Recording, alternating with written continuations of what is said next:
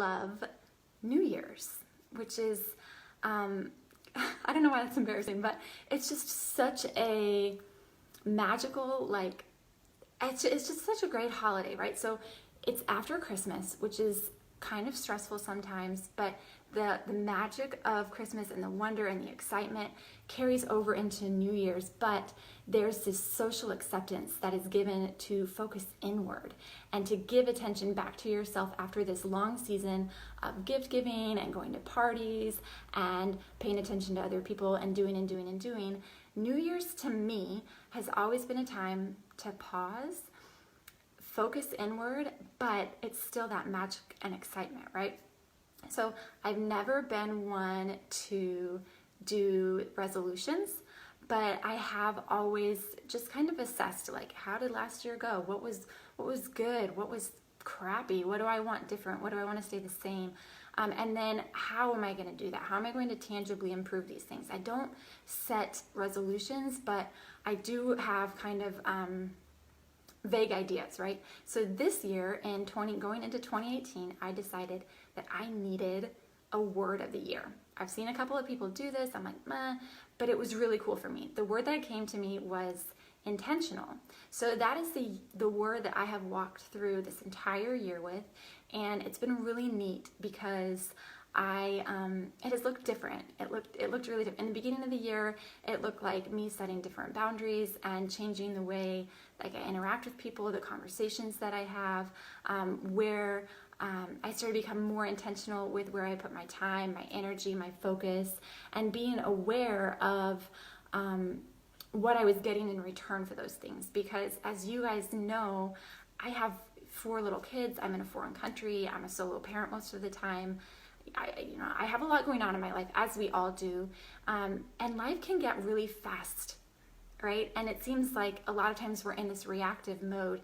So for me, slowing down and making sure that I was being intentional with how I was spending my time and where I was putting my focus was really transformative for me. In the second half of the year, you guys, that looked like less time on social media. That looked like less scrolling, less Pinterest, less Instagram, less all of that.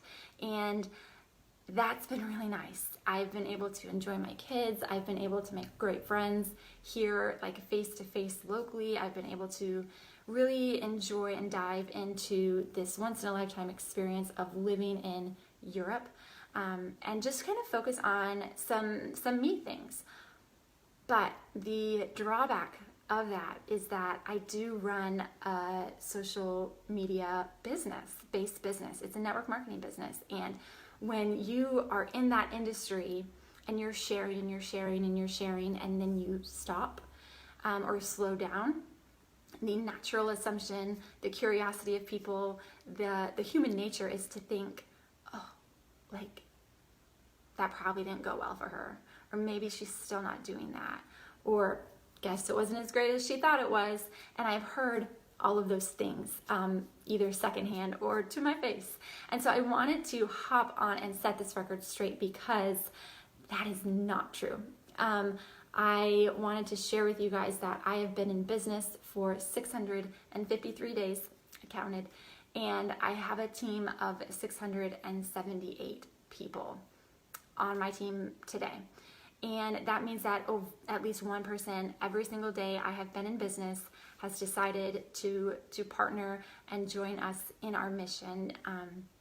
And that has been when I've been active on social media, and that has been when I'm not active on social media. That has been when I've been sending out messages and interacting with people, and when I haven't been, and when I've been really just focused on a small amount of people. And so I wanted to hop on and share this because so many times I chat with people who say they're not involved in this really amazing industry because they don't want to feel like they are hounding their friends. They don't want to feel like they're blasting their social media and becoming a commercial. They don't want to feel obligated to post 3 to 5 times a day. They don't want to feel tied to their phone and like they're ignoring their kids or their families, or they're not able to experience life. And through this year of me being intentional, I have backed away. I have decided that I want to be more present in the present and enjoy my life as it is without always being connected to a device. And in the past, I felt like I had to choose between that and a business that I wanted. But I discovered that that's not true.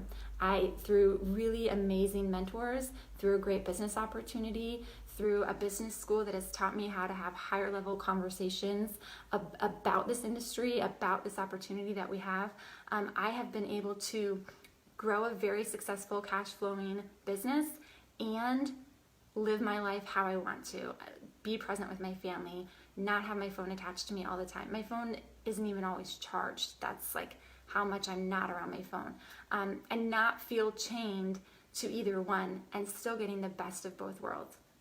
So I wanted to come on and set that record straight and tell you guys that that's possible for you. If you've been avoiding this industry or starting your own business because you didn't want to feel like that, or if you are in this industry and you feel like that but you don't want to anymore, or blasting your social